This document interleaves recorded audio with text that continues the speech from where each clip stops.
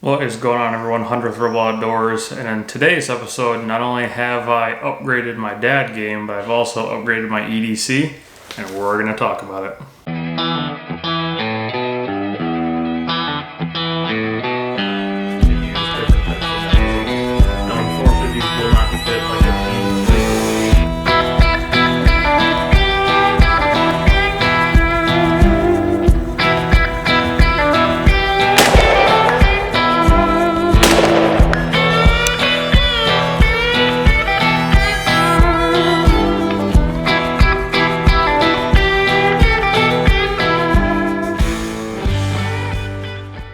This is the Bando bag from Eberlestock. Now, it's no secret that fanny packs are not exactly the most stylish thing. However, they are pretty convenient for keeping all of your goods in them, and that was one of the main factors why I wanted to try this out. One of the main reasons for me switching it up has to do with this fanny pack or man sack, whatever you guys want to call it, sling bag, is what it was originally meant for, and that was to carry concealed within the pack itself. I've been carrying appendix for quite a long time, and if you have done that in a warm climate environment, you'll know that it's not exactly fun, especially when you carry a full size as well as a spare magazine. My biggest issue though hasn't really been comfortability of the different holsters, it's been printing.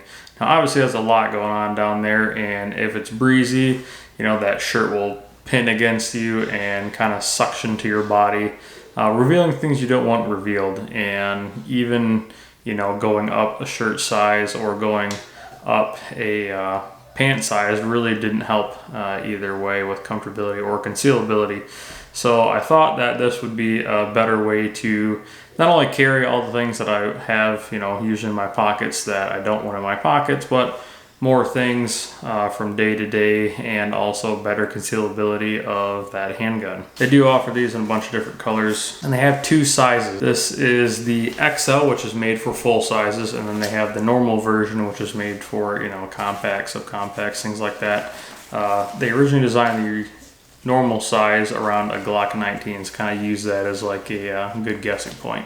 Alright, so now I'm going to kind of show you guys how I have this thing set up as well as some other features. First off, we will start with the very front small pocket, and in here I have like quick to access things like my wallet and keys, and that's pretty much it. I do keep that extra piece that I took off here, a little pull zipper, but I will explain why I did that here in a minute. Now going into this main pocket here, you can see overall this bag, it really isn't too bad. One thing that they have introduced new this year on both the Bando and the Bando XL is this elastic strap here that is made for a tourniquet. And you can use all kinds of different tourniquets. I just have a cat here that I usually keep within arm's reach in the Jeep. So diving into the main compartment here, you can see there's this mesh pocket that does have a zipper, as well as these two open top mesh pouches here. I'm a right-handed shooter, so the way I have this is my spare magazine is here. I do plan to move this eventually, but I will get into that when I get to the goodie pocket. Do have AirPods, business cards, and as well as a Biolight Warrior Mini here. Now this big zip pocket, that is kind of like my med kit. So things that I keep in here are a chest seal, just kind of like a little boo-boo kit with some antibiotics, things like that, some gloves, and quick clot. Now it's time to get into the fun compartment. So again, I mentioned I'm a right-hand shooter, so what I've done to kind of prevent myself from drawing both zippers is take off the zipper pull on the one side, and that allows access to my full-size H&K VP9. Now you can see it is Velcro lined in the back here. It doesn't have like any kind of hardboard in the back. But what I've done here is I've taken a Vertex MPH, which is originally designed for the Vertex bags that also have a similar Velcro type backing. And that is essentially made a good holster, because basically you get this small little Velcro strap to go in here.